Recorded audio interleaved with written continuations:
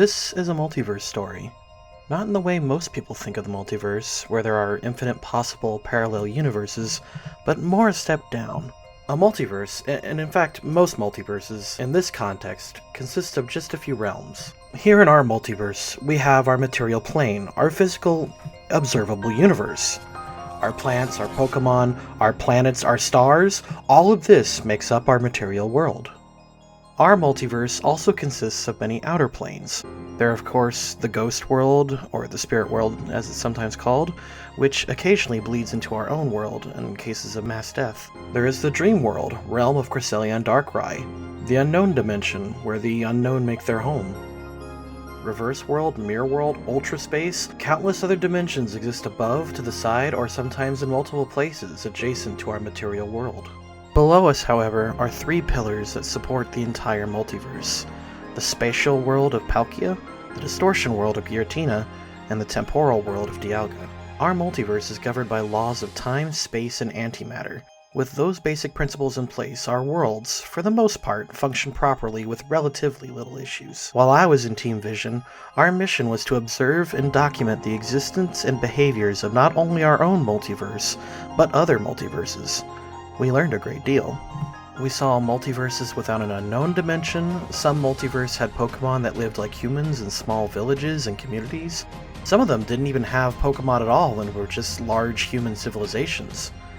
The most important information we learned, however, was that most multiverses actually had two material planes, two physical universes, or two timelines. We used human psychics to observe other multiverses because the human psyche is much more flexible than most Pokemon's.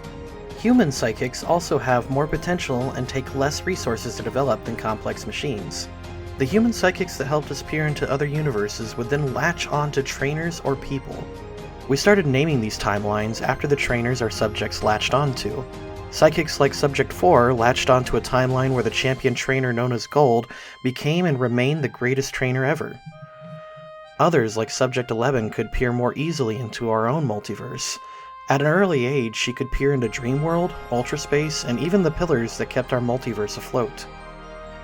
Through Crystal, we managed to discover that even we have a twin physical plane that runs alongside ours, a parallel timeline.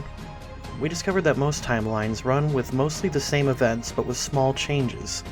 In the Gold and Silver timelines we observed, the only real difference in events that occurred were the Pokemon that Gold seemed to encounter, and a few other small personal choices. We started peering into our own timeline, and we discovered this couldn't be further from the case. At some point, our timeline split immensely. Our parallel timeline was a realm of death and suffering. We desperately tried to find the cause and prevent that from happening to our own realm.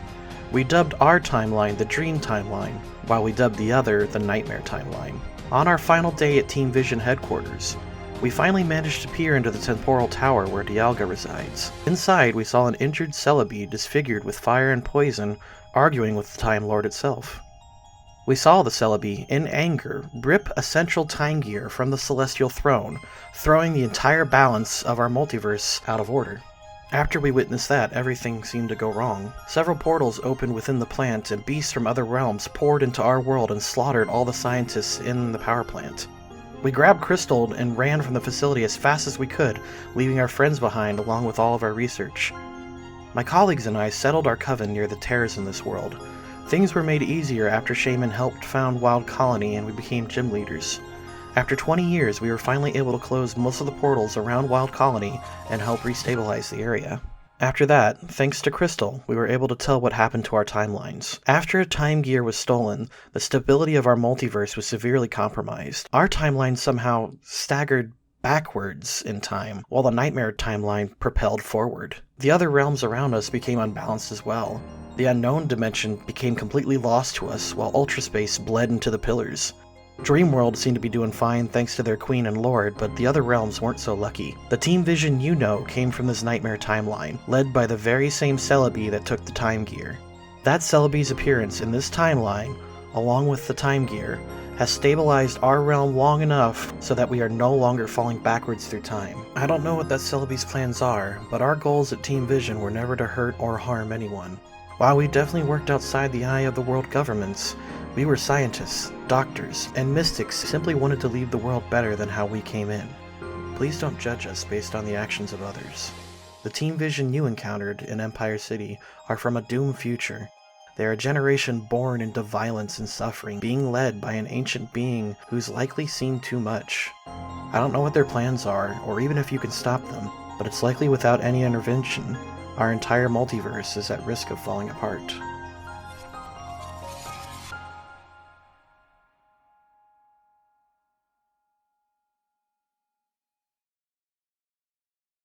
So anyway, that's what's happened, essentially. This Celebi is the leader of Team Vision. Now, Hexx goes on to explain further that the original Team Vision, before Celebi took over, was just a scientific study. So it was just an organization that wanted to be free of government control, that just started investigating things. Granted, some of what they did was kind of shady, because they were making human clones, which is super duper illegal. Well, they all start out that way, don't they? Yeah. So this group is organized by a Pokemon? Essentially, what's left of it. They just kind of commandeer the technology and the people, and Celebi is going around attacking people she blames ruin the future. I mean, technically she ruined it. But yeah, I mean, according to what you got, you're not wrong. I mean, in the end, it sounds like a selfish act. That's usually how these bad guys work. Well, you never know. Could be who knows? Fucking hell, at this point, it's only They twists and turns. burned up my friend and she died. So if that's the case, everyone has to die. Oh, fun! There is something I want to know about, though. Mm-hmm. Sure, ask Like, away. well, I'm worried about Four and her friend. So, what are you going to ask about 4? Right now, they're just kind of ignoring her. Looker is way more concerned with the Team Vision connection. Yeah. So wait, did someone just explain that briefly, or just like what? Yeah, she did. Oh. Yeah. No, I'm just saying, like, I want to know why you're working for Team Vision. Well, in the beginning of the dawn, like, she just dumped that whole entire thing. Essentially, yeah. Well, back in there was the dinosaurs. The fossil type Pokemon. And that's why we work for Team Vision. What is Looker? What is? Well, so Looker now knows I want to hear what something Looker.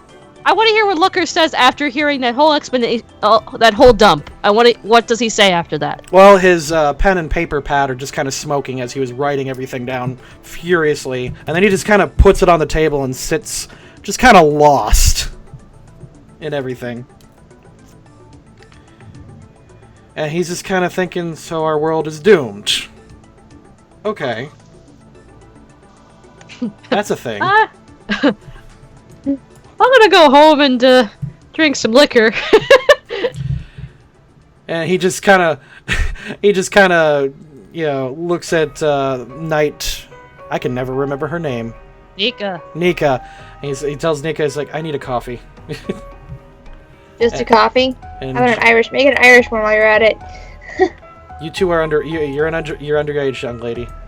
And Jesse runs off. Yeah, but you're not. I'm surprised. Alright. So he just kind of sighs and looks down and says, okay. So, he looks at you guys. You mentioned Giratina. What is this? You have a Giratina? Yes. Well, yeah. And he kind of thinks for a moment. He says, well, it's either really good news or really bad news. I mean, we have, you know, one of the, what'd you call it, a pillar? He looks at Hexx and Hexx nods. We got one of the pillars of creation. How bad could it be? Pretty bad. I mean, it was kind of, the capture was not exactly, what you would call an average capture. Yeah, we totally nerfed him. Well, that's not what I mean. I had to use a GS ball. At that, he kind of slams his head on the ground. You used our GS ball, like the only GS ball we have. At that, the knight comes over and she asks, can we see it? I mean, I don't mind sharing, and I feel kind of bad that I said that now, but we were dying. Alright. Okay, I'm gonna get the little guy. Alright, so you pull out the GS ball, which is still hot to the touch. And you've noticed that this GS ball has not actually disappeared. You're still holding the rest of your team. That is odd. I'm going to make a mental note of that right now. Okie dokie. We should probably go outside for this. Maybe. And I do not exactly want to bring out a Giratina indoors. Yeah, it's pretty fucking huge. Shaman pops up on Scarlet's head. I want to see! Of course you do. Okay. I want to see death!